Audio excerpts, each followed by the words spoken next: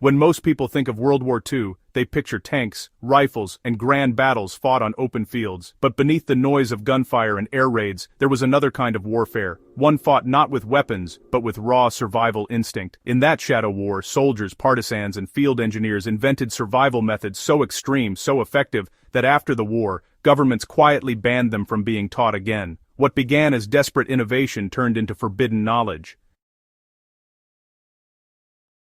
These weren't simple tricks for comfort or convenience, they were techniques that blurred the line between survival and strategy, the kind that could outsmart even the deadliest conditions, and while many were erased from official manuals, their principles still hold secrets every survivalist should understand.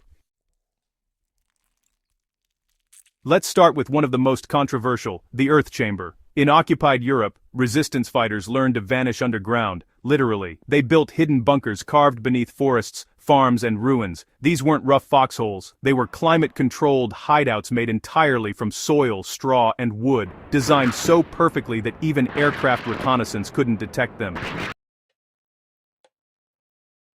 The trick was depth and insulation. Fighters dug their shelters below the frost line, about 3 to 4 feet deep, where the ground naturally maintained a temperature around 55 degrees Fahrenheit. Above them, they layered leaves, straw, and woven reeds to trap warmth and muffle sound. Even a shout underground couldn't be heard above. Their ventilation systems, disguised as hollow trees or root tunnels, used charcoal and moss to filter out scent, fooling even tracking dogs. It was nature turned into technology. After the war, intelligence officers studying these chambers realized something chilling. They worked too well, they were cheap, invisible, and nearly indestructible. Soviet authorities ordered all references destroyed, labeling them as potential instruments of rebellion. But in truth, they were masterpieces of environmental engineering, living proof that survival could outthink even industrial warfare.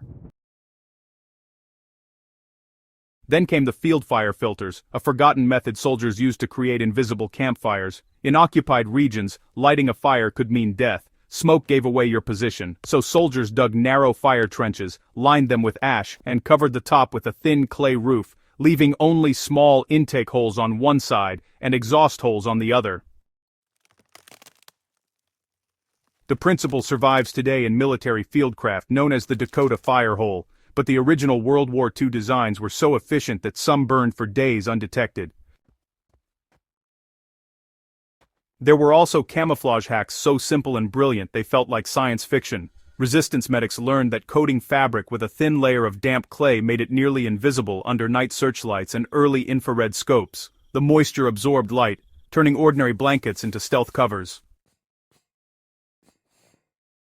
Some even built cool shelters where heat was vented through underground tunnels to trick thermal sensors, decades before stealth technology was invented.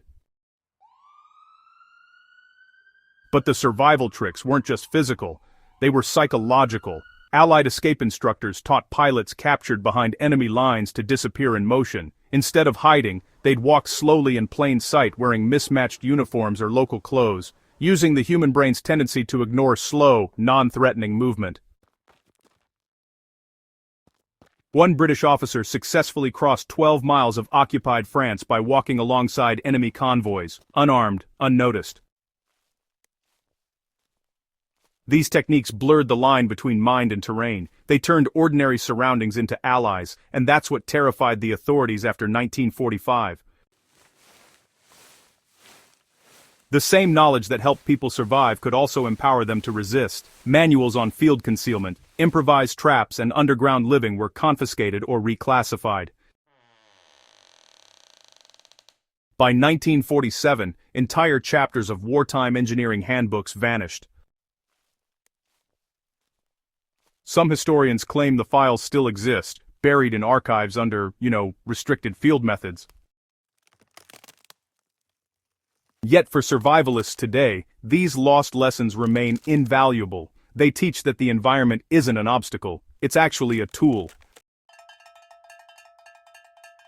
The best gear in the world means nothing if you don't know how to use the land itself to your advantage. A hole in the ground can become a home, a handful of soil can become insulation, a fire can burn unseen.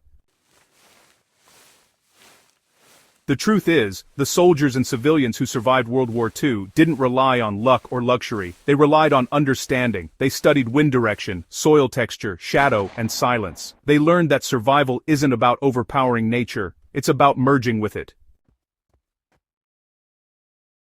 And while governments may have erased the details, the spirit of that knowledge endures.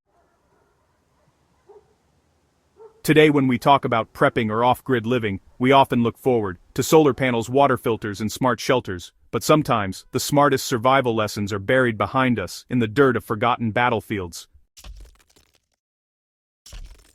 The forbidden hacks of World War II weren't dangerous because they were violent. They were dangerous because they gave ordinary people power, power to endure, power to adapt, power to vanish when the world burned around them. That's why this story matters, because history's greatest survivalists weren't just soldiers, they were thinkers, ordinary men and women who refused to give up.